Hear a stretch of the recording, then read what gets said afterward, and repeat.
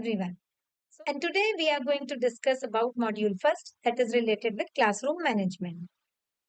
आजकल के पर्सपेक्टिव में हम सभी जानते हैं कि एक टीचर को एक बहुत अच्छा मैनेजर होना जरूरी है जिससे वो कम रिसोर्सेज के साथ बेस्ट आउटकम निकाल सके। हम लोग कैसे एक अच्छा और इफेक्टिव क्लासरूम मैनेजमेंट कर सकते हैं and that too in virtual mode. आज हम इस चीज को डिस्कस करने वाले हैं। So let's begin. पहली रिस्पॉन्सिबिलिटी जो एक टीचर की होती है that is creating a productive learning environment. एक ऐसा एनवायरनमेंट हमें क्रिएट करना है अपनी ऑनलाइन क्लासेस के थ्रू जिससे बच्चों को कुछ लर्निंग हो और वो कुछ प्रोडक्टिव सीख सकें। जो भी हम लोगों ने चीजें करनी है वो इसी उद्देश्य से करनी है कि हम लोग बच्चों को एंगेज कर सकें, उनके अंदर एक कम्युनिटी सेंस बिल्ड कर सकें, उनको एक सपोर्टिव ऑनलाइन एक्सपीरियंस प्रोवाइड करा सकें। So first thing that we are supposed to keep in mind is clear communication.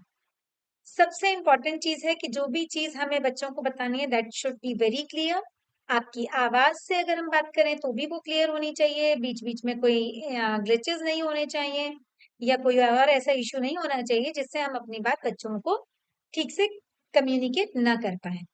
और दूसरी चीज जो हमें ध्यान रखनी है, हम इस क्लासरूम से क्या एक्सपेक्ट कर रहे हैं, क्या आउटकम्स हमारे हैं या क्या गाइडलाइंस हैं जो हमारे पार्टिसिपेंट्स हैं उनको जिसको फॉलो करना है, या आपके पास अगर कोई ट्रबल है, आप कुछ कुछ समझ नहीं पा रहे हैं तो आपको कैसे कांटेक्ट किया जाए, वो सब चीजें हमें इनिशियली अपने पार्टिसिपेंट्स को बता देनी चाहिए।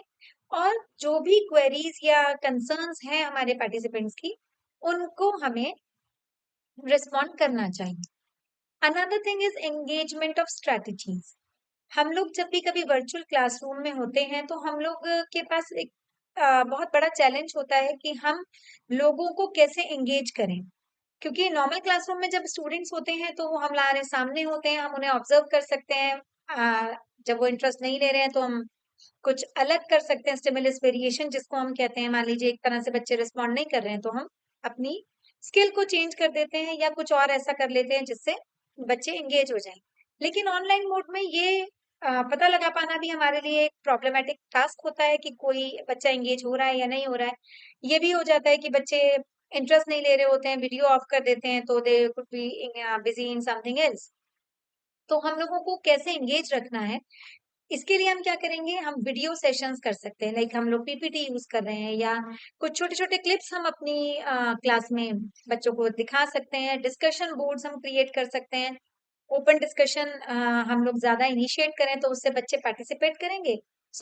जब बच्चा एक्टिव रहेगा तो वो और किसी चीज में एंगेज नहीं होगा। ब्रेकआउट रूम्स क्रिएट किए जा सकते हैं जिससे वो लोग अपने आप में चीजों को डिस्कस करें और हम उनको ऑब्जर्व करते रहें। क्विज आप बीच बीच में पूछ सकते हैं, you can raise different types of questions, और पोल्स या सर्वेज के थ्रू आप उनके रिस्पॉन्सेज को गैदर कर सकते हैं। तो ये ध्यान रखना है कि हम लोगों को पूरे सेशन में अपने पार्टिसिपेंट्स को कहीं ना कहीं एंगेज रखना है। ऐसा ना हो कि आप एक साइड से बोलते रहें और जो आपके पार्टिसिपेंट्स हैं वो बहुत पैसिव मोड में चले जाएं, जैसे कि हम लेक्चर मेथड में फील करते हैं। सिमिलरली ये कंडीशन यहाँ भी प्रिवेल कर सकती है, तो उसको क्रिएटिव बनाने के लिए हम और चीजों का सपोर्ट ले सकते हैं। Next is structured content. जो कंटेंट हमें डिलीवर करना है वो स्ट्रक्चर्ड होना चाहिए।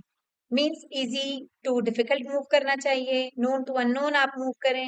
हैफिजर्ड मटेरियल अगर आप क्रिएट करके बच्चों के सामने आप प्रोड्यूस करेंगे तो उससे जैसे नॉर्मल क्लासरूम में प्रॉब्लम्स आती है वही सब प्रॉब्लम्स आपको यहाँ भी आएंगी। हमारे जो टास्क है, हमारा जो मटेरियल है वो बहुत लॉजिकली अरेंज होना चाहिए, वेल डिफाइंड उसके मॉड्यूल्स होने चाहिए, और लर्निंग ऑब्जेक्टिव्स जो हम एक्सपेक्ट कर रहे हैं या हमने जो लर्निंग ऑब्जेक्टिव्स बनाए हैं अपने एक्सपेक्टेड आउटकम्स के अकॉर्डिंग, वो हमारे बहुत क्लियरली अरेंज्ड होने चाहिए। और हम लोग जो भी उनको कोई मींस जिस भी प्लेटफॉर्म को हम यूज कर रहे हैं वो इजी टू नेविगेट होना चाहिए, और जो रिसोर्सेज हम बच्चों को प्रोवाइड कराना चाह रहे हैं वो इजीली एक्सेसिबल होनी चाहिए। ये चीजें हमें पहले से देख लेनी है कि ये सब चीजें हमारी उस टाइम पर कहीं ट्रबल तो नहीं कर रही हैं। Next, consistent schedule. एक कंसिस्टेंट शेड्यूल हमारा होना चाहिए कि हम इस टाइम से इस टाइम तक क्लास लेंगे, सैटरडेज में हम लोग एक्टिविटीज करेंगे, Friday there would be a test day, या और भी कोई अगर हम ऐसी चीजें चाह रहे हैं तो हम उनको पहले से ये शेड्यूल दे दें जिससे जो पार्टिसिपेंट्स हैं वो पहले से तैयार रहें अपनी चीजों के साथ और अपने टाइम को इफेक्टिवली मैनेज कर सकें। Another thing is feedback and assessment. ये बहुत ज़्यादा ज़रूरी है। हम लोग टाइम टू टाइम बच्चों को असाइनमेंट्स दें, असेसमेंट उनका करते रहें और जो भी हम असेसमेंट कर रहे हैं या असाइनमेंट्स का जो हम लोगों का इवैल्यूएशन है, उसके अकॉर्डिंग हम बच्चे को टाइम टू टाइम फीडबैक भी दें। फीडबैक बहुत ज़रूरी है क्योंकि कमियाँ निकालना बहुत आसान है। हम किसी भी अच्छी चीज़ में कमियाँ निकाल सकते हैं बहुत ईज़िली, कोई बहुत बड़ा चैलेंज नहीं है। लेकिन जब बात आती है कि उन कमियों को कैसे दूर किया जाए, तो वो एक कॉम्प्लिकेटेड टास्क होता है। तो दिस इज़ अगेन फीडबैक। हम जानते हैं कि इस चीज़ को हम फीडबैक के नाम से जानते हैं। तो फीडबैक जो है वो बहुत एसेंशियल है। हम कमियाँ निकालें और साथ में उसको इम्प्रूव करने के लिए सजेशंस भी दें, तो हमारा जो टीचिंग का पर्पस है वो बहुत ज़्यादा इफेक्टिवली वर्क करेगा। Next, inclusivity. हमारी क्लासेस में हर तरह के बच्चे होते हैं। कुछ नॉर्मल होते हैं, कुछ बिलो एवरेज होते हैं, कुछ अबव एवरेज होते हैं, कुछ बहुत ज़्यादा डल होते हैं, कुछ बहुत ज़्यादा जीनियस होते हैं। इन सभी बच्चों को हमें अपने साथ लेकर चलना है। इसके अलावा और भी इंक्लूसिव एजुकेशन का सब्जेक्ट हम लोगों ने पढ़ा हुआ है। इंक्लूसिव एजुकेशन में हम बात करते हैं कि हर तरह का किसी भी बैकग्राउंड से बच्चा आ रहा है, कोई भी उसके साथ ट्रबल है, मे बी फिजिकली हैंडीकैप्ड है या मेंटली लिटिल बिट उसके साथ ट्रबल है या कोई भी ऐसी चीज़ है। तो उन सब लोगों को हमें कैसे अपनी क्लास में इंक्लूड करना है और उन सबको कैसे एंटरटेन करना है, हमें ये चीज़ें भी ध्यान रखनी है। और हमारे जो इंटरैक्शंस हैं, वो इस तरह के होने चाहिए कि वो बच्चे को मोटिवेट करें अपनी बातों को शेयर करने के लिए, अपने आइडियाज़ को हमारे साथ शेयर करने के लिए। Next, technical support. ये बहुत ज़्यादा एसेंशियल है क्योंकि कई बार क्या होता है कि कुछ ना कुछ टेक्निकल इश्यूज हमारी क्लासेस में आ जाते हैं या कोई जो हम प्लेटफॉर्म यूज कर रहे हैं उसके साथ कुछ टेक्निकल प्रॉब्लम्स आ जाती हैं, ग्लिचेस आ जाते हैं। तो उसके लिए बच्चे के पास ऐसी आप कोई भी असिस्टेंस उनको इंश्योर करें कि अगर कोई भी ट्रबल है जिसकी वजह से वो क्लास अटेंड नहीं कर पा रहे हैं, तो वो आप तक उस समस्या को पहुंचाएं और आप टेक्निकल सपोर्ट के थ्रू उनकी उस समस्या को समाधान करेंगे और उनको क्लास में एक्टिवली पार्टिसिपेट करने के लिए प्रमोट करेंगे। Another thing is community building.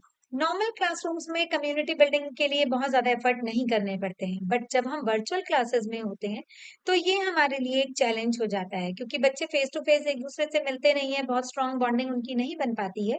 तो ये बॉन्डिंग हमें कैसे बनानी है, इसके लिए हमें थोड़े से एक्स्ट्रा एफर्ट्स करने पड़ते हैं। जैसे हम उनको डिस्कशन फोरम्स में एंगेज करें, ब्रेकआउट रूम्स उनके लिए क्रिएट कर दें, कोलैबोरेटिव प्रोजेक्ट्स उनको कुछ हैंड ओवर कर दें जिसमें उनको आपस में डिस्कशन करना मैंडेटरी हो जाए और वो एक दूसरे के नजदीक आने लगे और एक कम्युनिटी का आपके लिए कम्युनिटी बिल्डअप हो जाए। Next is flexibility.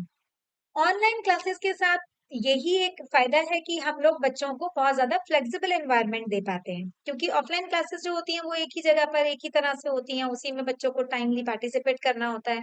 अगर क्लास उनकी स्किप हो गई है किसी भी कारण से तो वो दोबारा से उसको रिपीट नहीं कर सकते।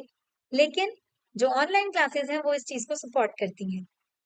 आप जो भी आपकी क्लासरूम के टाइमिंग्स हैं, आप उनको फ्लेक्सिबल बना सकते हैं। बच्चे को रिकॉर्डेड आप अपनी वीडियोस शेयर कर सकते हैं या डिफरेंट शेड्यूल्स आप बच्चों के लिए क्रिएट कर सकते हैं कि अभी ये क्लास है, उसके बाद अगर अभी ये वाली क्लास स्किप हो जाती है तो इसका रिपीटिशन उस टाइम होगा, तो बच्चा उस क्लास को ज्वाइन कर सकता है।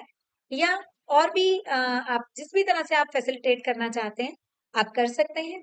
अनदर थिंग इज दैट कि आप लोगों को डेडलाइंस के साथ भी थोड़ा-सा लिबरल होना चाहिए।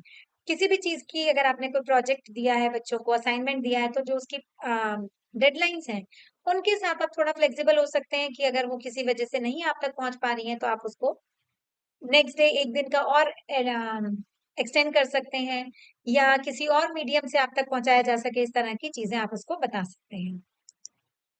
Emotional support.